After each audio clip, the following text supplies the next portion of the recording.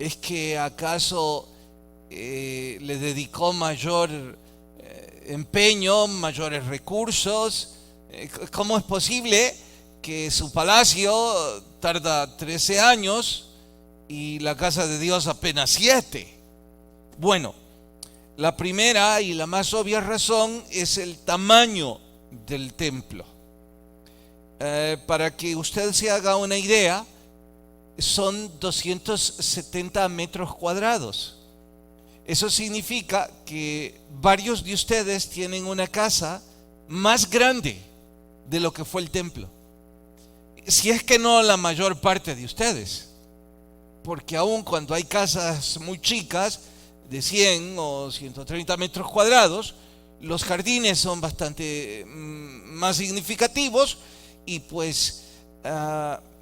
y quizá, para ser un poco más exacto y que ustedes tengan una idea más cercana, este santuario en su ancho son 25 metros, poco más, poco menos, desde esta pared hasta la pared de las puertas de atrás. Y digamos pues casi 27, porque fueron 27 metros de largo por 10 de ancho. Ese era el tamaño del templo. Y 7 metros de alto aproximadamente. Pero bueno, en cuanto a su ancho, 7 metros es la primera columna. Así que si sumamos otros 3, estoy diciendo que prácticamente desde donde empieza el color negro hasta el fondo hay 10 metros. Por ese largo, ese rectángulo era el templo. No debería sorprenderles. Es cierto que el templo de Salomón cabe aquí quizás 5 veces, pero es que debemos pensar en el propósito, en el diseño para el cual se hizo este templo. Muy burda la ilustración o la comparación, pero me va a servir. ¿Cuál es el propósito para el cual se ha diseñado este santuario? Para congregar personas. De hecho, puntualmente, un arquitecto me preguntaría cuántas personas espera o necesita albergar en este recinto. Y de acuerdo a su necesidad, voy a diseñar. Eso me diría un arquitecto. Nosotros no tuvimos tal privilegio porque lo que teníamos era la nave, había que adecuarla a nuestra posibilidad. Pero ese es el proceso acertado, Este sitio está diseñado para albergar personas, la mayor cantidad que podamos. En sus inicios, pues cabían 780 personas. Casi 800, pues, si nos empujamos un poco. Bien, el santuario, el templo que Salomón construyó, no estaba así diseñado para albergar personas, mucho menos diseñado para recibir multitudes. Bueno, entonces, ¿para qué se hizo? Para que habitara la presencia de Dios. Ese rectángulo chico a nuestro juicio, digo, comparado en este contexto, era lo necesario para que estuviera la presencia de Dios y de ahí se reflejara. Pero oiga, pastor, dice que ahí llegaban a adorar. Sí, pero nadie dijo que adentro. De hecho, ese rectángulo estaba partido en dos, el lugar santo y el lugar santísimo. Al lugar santo solo podían entrar los sacerdotes cuando su turno les correspondía. Y al lugar santísimo solo podía entrar el sumo sacerdote apenas una vez al año. Insisto, no debe sorprendernos. Estaba diseñado para que allí habitara la presencia de Dios, que esto representara. Oiga, Salomón lo advirtió: los cielos no pueden contener tu gloria, menos esto. ¿Cómo entonces va a estar ahí su gloria? Bueno, aun cuando habitaría literalmente, era más bien representativa, que desde ahí se proyectaría la gloria de Dios. Entonces, no solo los judíos, la idea era que las naciones todas tomaran esto como un centro de adoración y que vinieran, adoraran. Los sacrificios que ahí se hacían más bien estaban tipificando, anunciando, representando el sacrificio perfecto del Cordero. El pan que ahí se servía estaba representando el pan de vida. Y el lugar santísimo, al cual entraba solo el sumo sacerdote, en donde literalmente estaba el Shekinah, alguna vez lo oyeron, el rectángulo o la caja, estoy buscando una mejor palabra para referirme al arca, pero para que todos lo entendamos, ese rectángulo chico, allí habitaba literalmente la presencia de Dios. Bueno, en ese sitio la profecía cita que algún día se sentará el Mesías príncipe. Y esta es la razón por la cual, para sorpresa del mundo entero, para sorpresa de todos los hombres de Estado de la historia de la humanidad, ese pedacito de tierra, en ese paisito, no lo estoy diciendo de forma discriminativa, sino un tanto irónica, porque no es más grande que El Salvador. Y en ese territorio hay otro más chico que cabe 5 veces aquí. Y ahí dice que reinará el Mesías príncipe. Esa es una de las varias razones, pero quizá la más importante, del por qué esa porción de tierra es la más cara del mundo.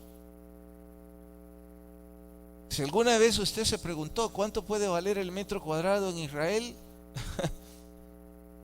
mejor no se pregunte cuánto puede costar el metro cuadrado en donde estuvo el templo de Salomón. No es ponderable. Los musulmanes están dispuestos a matarse contra los judíos antes de entregar esa porción de tierra. Y sí, con lógica cualquiera diría, mire, pero qué locura suena esto. Cada uno de esos países como Irán, como Egipto, como Siria, bueno, Siria no mucho, pero sí Egipto, sí Irán, sí Turquía, son inmensamente grandes en comparación con Israel. Muchísimo más grande. Les sobra territorio y además les sobra petróleo, si no a todos, a la mayor parte. ¿Por qué entonces se pelean por ese pedacito? Bueno, debemos entender, y esto es lo que la humanidad, yo no sé por qué no quiere asimilar. No se trata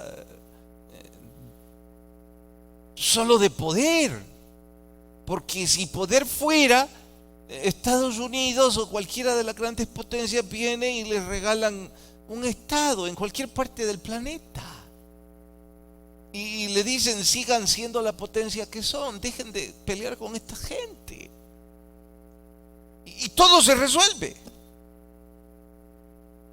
Cualquiera debería sacar esa conclusión, pero no.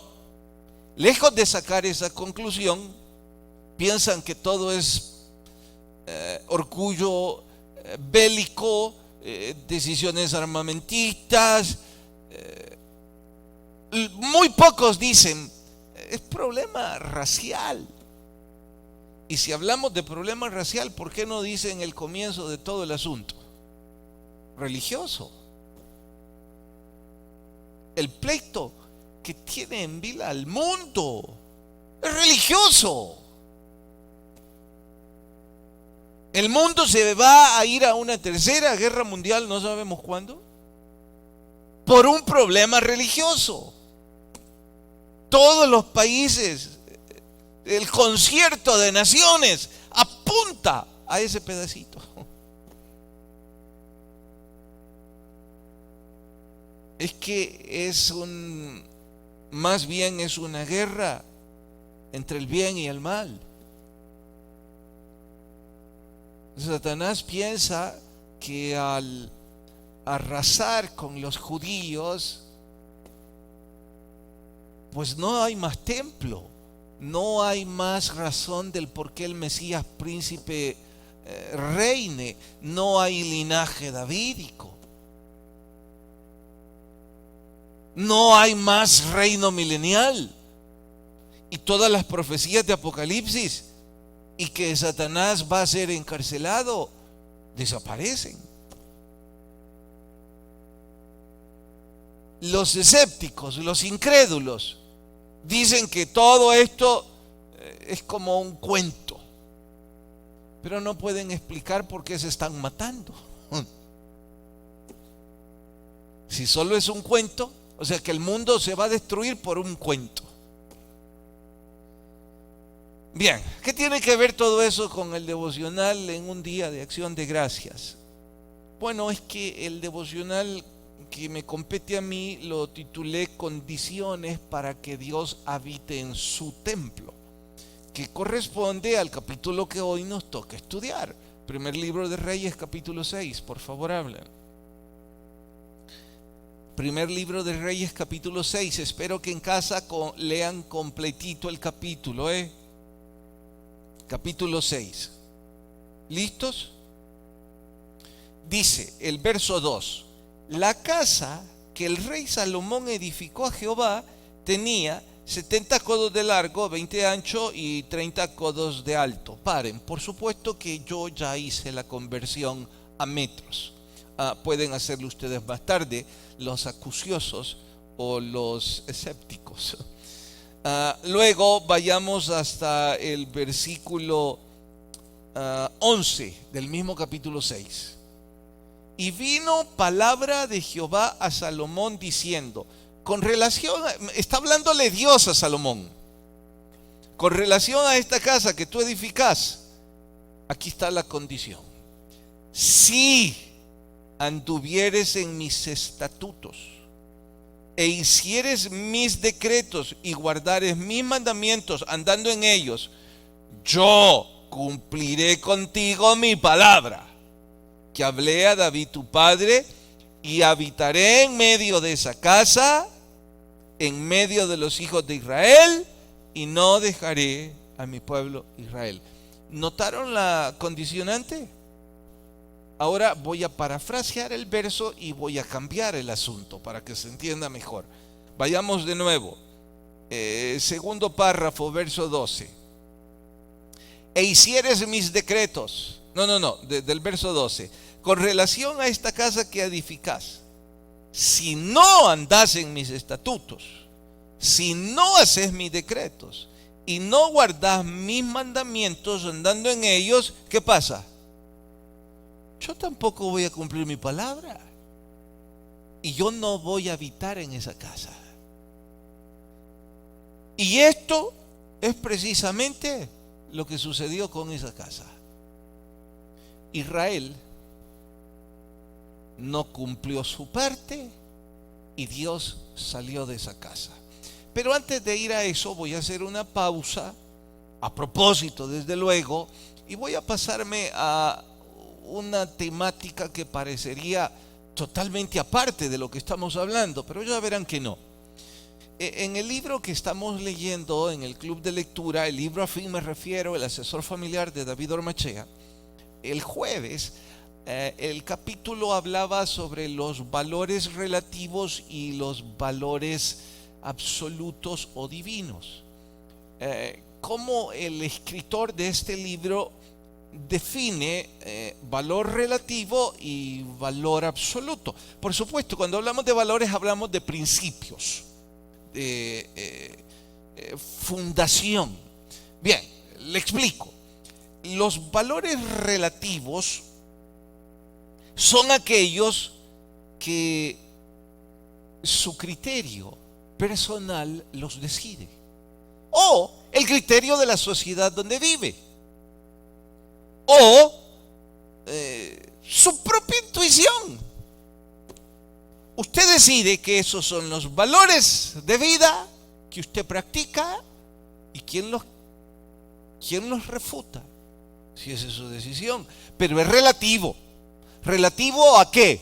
A la sociedad donde vive o a su propia intuición o criterio. Un ejemplo puntual. En este país, hasta donde yo tengo entendido, la poligamia es delito. ¿Cierto, abogados? Es delito, ¿no? ¿Hay algún abogado hoy? ¿No?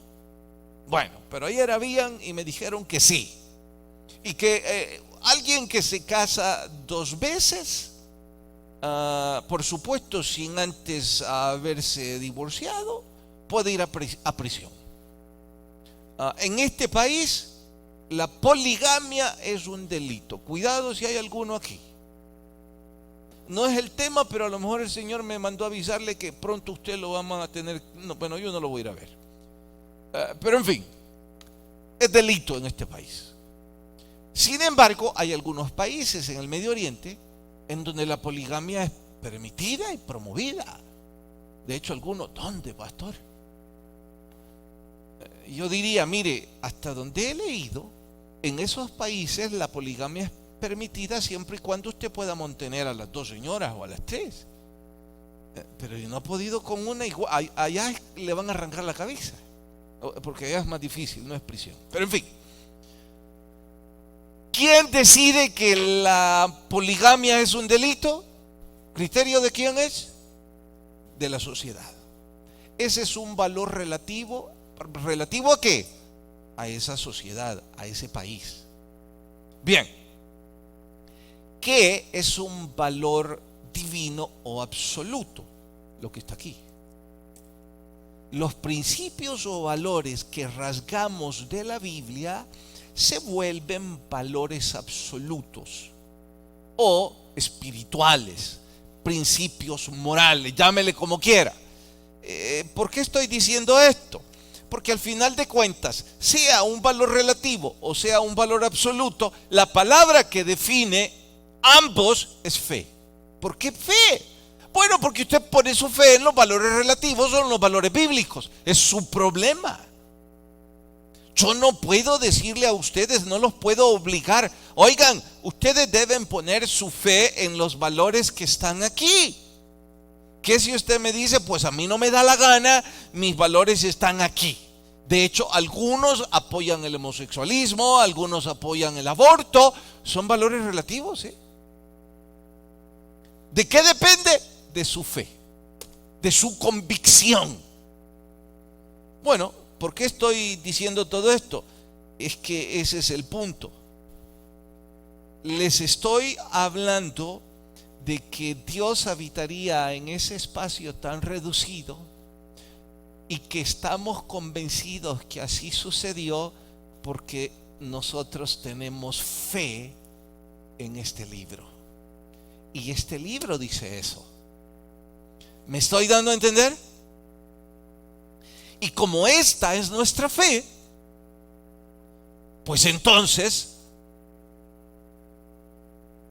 entendemos bien la condicionante, que para que Dios esté en ese sitio era importante que se cumplieran sus mandamientos y sus estatutos. Ahora notan cómo lo estoy relacionando el asunto.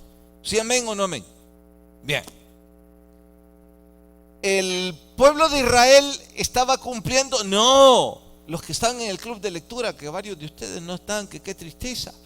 En Ezequiel estamos leyendo que en una visión Dios le mostró a Ezequiel lo que hacían en ese cuartito.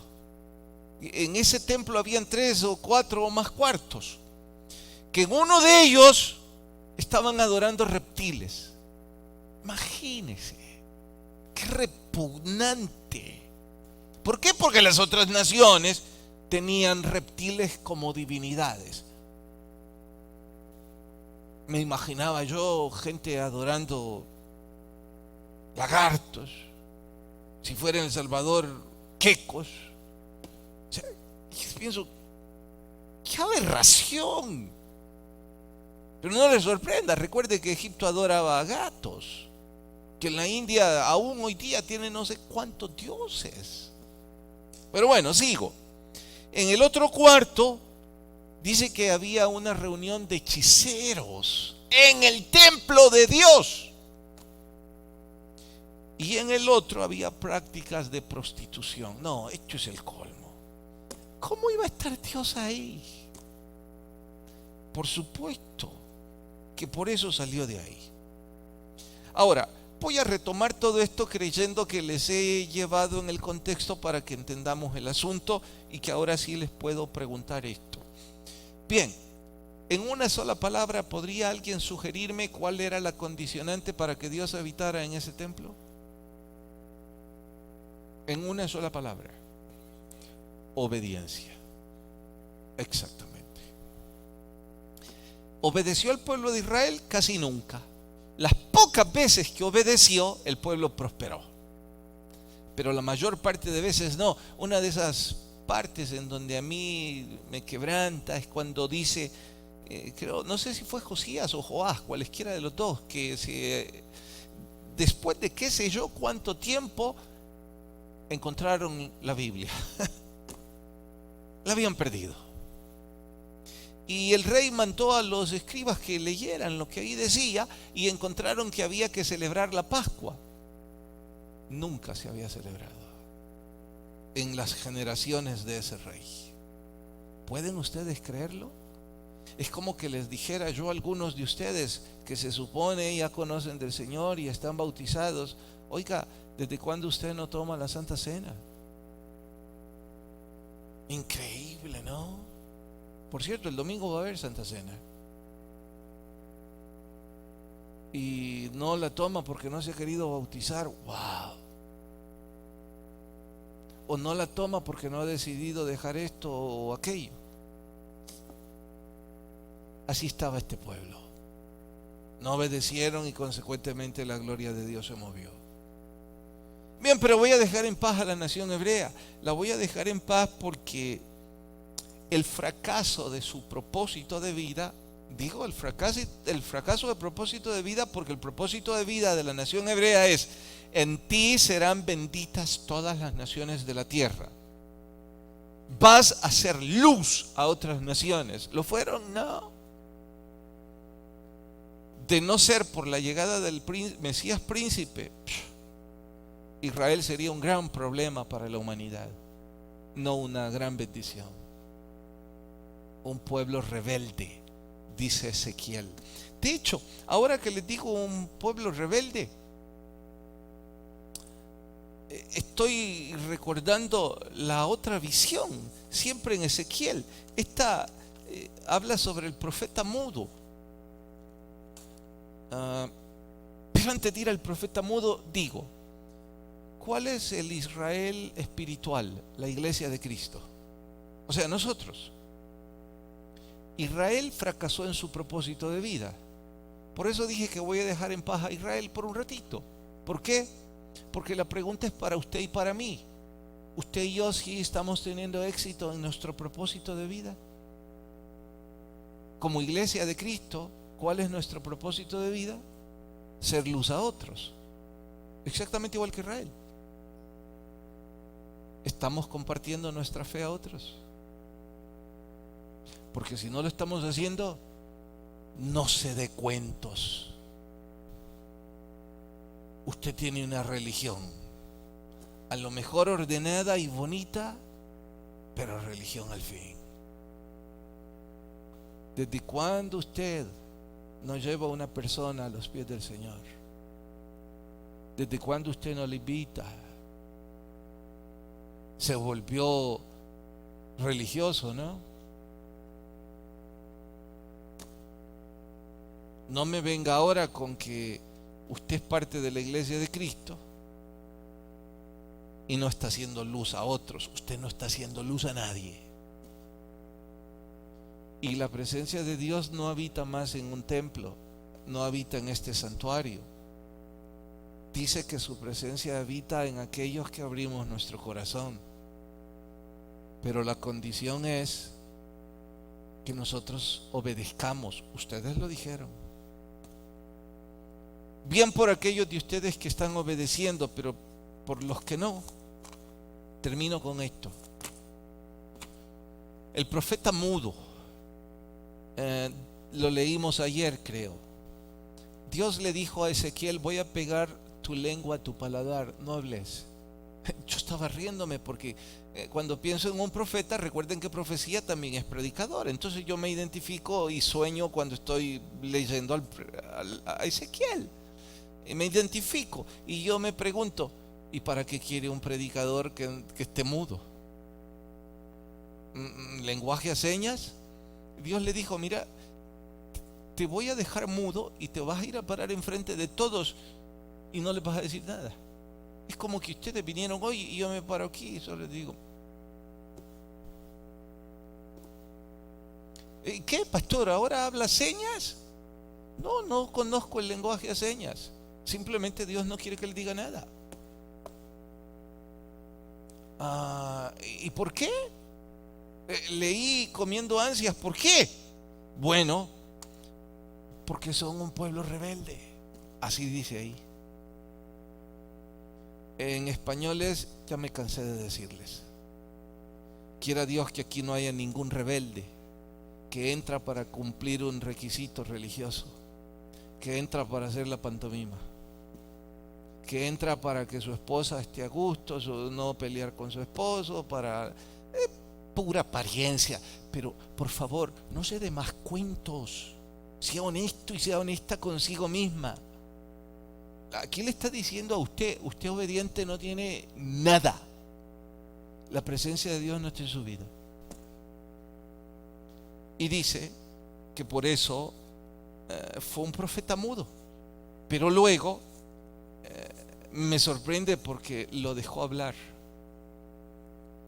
Y cuando le dejó hablar fue: ya basta.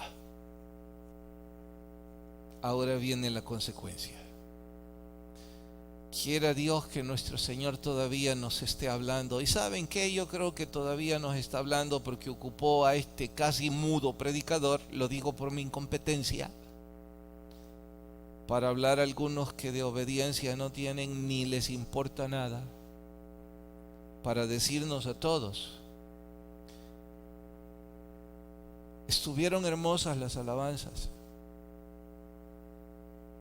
Qué bueno que usted dio una ofrenda de dinero, pero nada de eso nos sirve de nada si nuestro corazón no está siendo obediente a Dios. Oremos.